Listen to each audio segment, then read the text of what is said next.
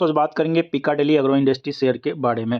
पिछले कुछ समय से शेयर में काफ़ी ज़्यादा वोलेटाइल देखने को मिल रहा है आपको। एक तेज़ी आ रही है, फिर गिरावट हो रही है, फिर एक तेज़ी आ जा रही है, फिर एक गिरावट देखने को मिल रहा है।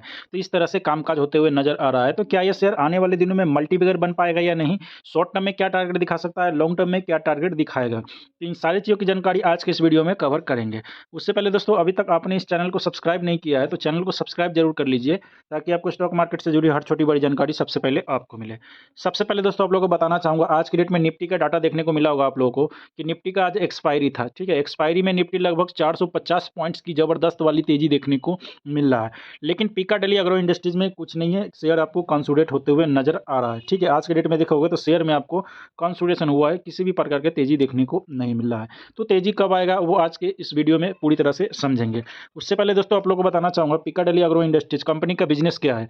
कंपनी के बिजनेस की बात की जाए दोस्तों तो कंपनी अल्कोहल सेक्टर में काम करती है, और कंपनी का जो सबसे ज़्यादा वैल्यूएबल ब्रांड की विस्की देखने को मिल रहा है वो इंडिया के अंदर में और साथ ही अदर कंट्री में वो है इंद्री ब्रांड की विस्की। ठीक है, इंद्री ब्रांड की विस्की कंपनी का सबसे ज़्यादा वैल्यूएबल विस्की देखने को मिलता है। बिजनेस की बात किया जाए तो कंपनी जो है दोस्तों इंडिया के अलावा आपको अदर कंट्री में भी देखने को मिल रहा है कंपनी का बिजनेस।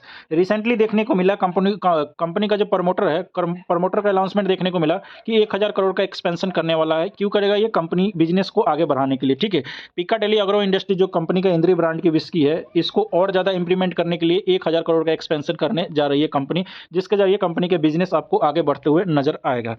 तो सबसे पहले देख लेते हैं कंपनी ने पिछले कुछ महीने से किस तरह से परफॉर्मेंस किया है, फिर आगे देखेंगे किस तरह से परफॉर्मेंस करेगा।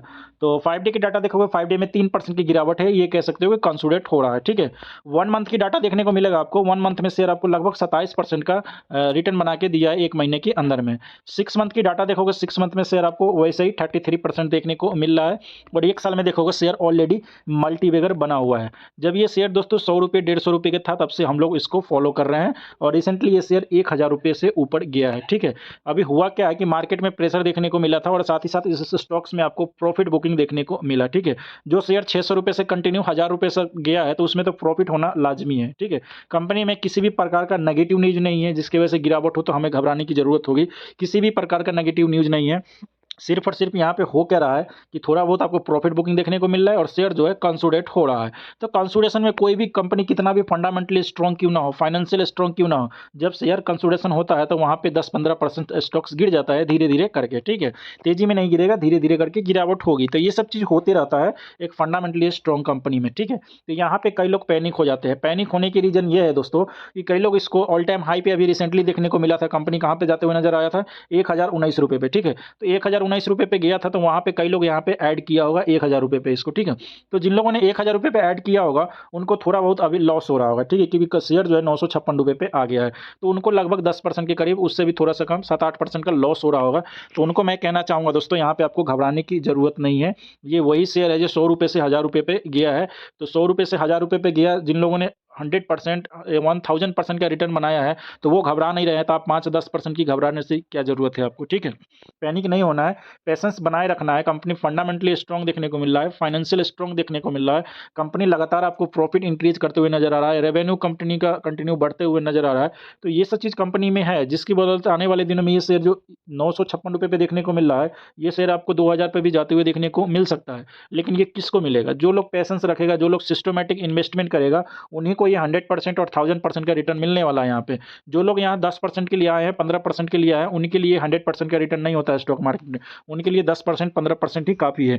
वो 10% आज इस स्टॉक से कमाएंगे तो कल होके हो सकता है 20% किसी और स्टॉक्स में गवा कर निकलेगा, ये मैं गारंटी देता हूँ।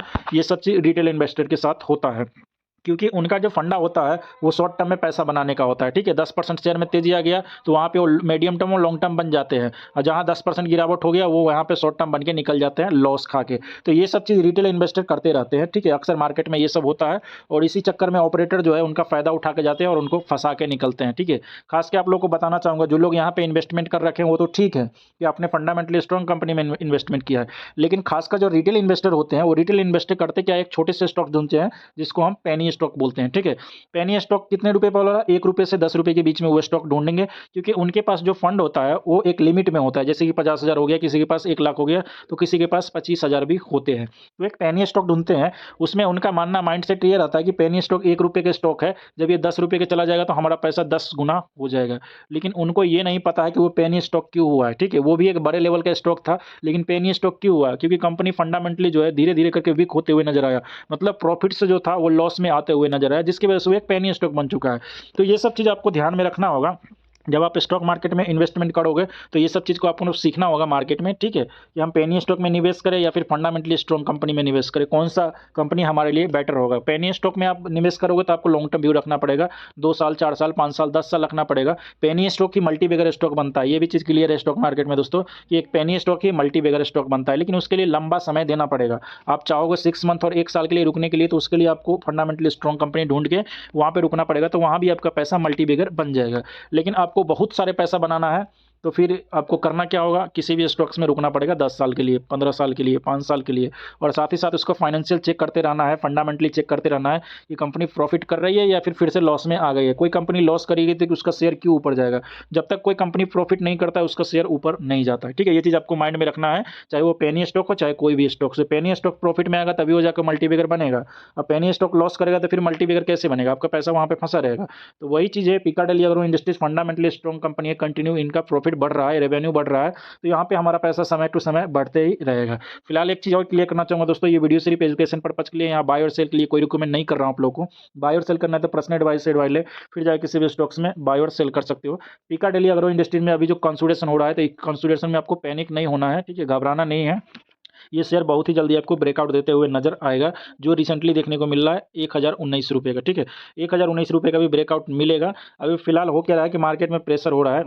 मार्केट में आप लोगों को देखने को मिला कि आज अचानक आपको 450 पॉइंट की रैली देखने को मिला, वो भी निफ्टी का एक्सपायरी था, और एक्सपायरी के दिन 450% का 450 पॉइंट की तेजी देखने को मिला। तो ये सब चीज़ मार्केट में होते रहता है, कभी गिरावट होता है, कभी तेजी आता है। एफआई वाले को बिकवाली की वजह से मार्केट पे थोड़ा बहुत अभी प्रेशर चल रहा है, बाकी कुछ नहीं है। जो फंडामेंटली स्ट्रॉन्ग कंपनी है, वहाँ पे हर गिरावट में हमारे लिए अपॉर्चुनिटी होता है, घबराने की जरूरत नहीं है। आने वाले दिनों में इस स्टॉक्स में पोटेंशियल है कि यहाँ से 2000 भी जा सकता है और 4000 भी जा सकता है, लेकिन इसके लिए टाइम देना है, पैसेंस रखना है।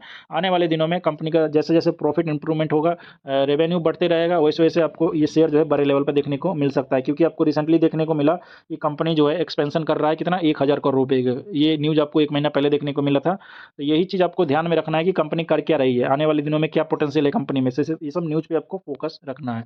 तो दोस्तों आप लोगों को बता दूं कि अभी तक आपने इस चैनल को सब्सक्राइब नहीं किया तो चैनल को सब्सक्राइब जरूर कर ले, ताकि आपको स्टॉक मार्केट से जुड़ी हर छोटी बड़ी जानकारी सबसे पहले आपको मिले।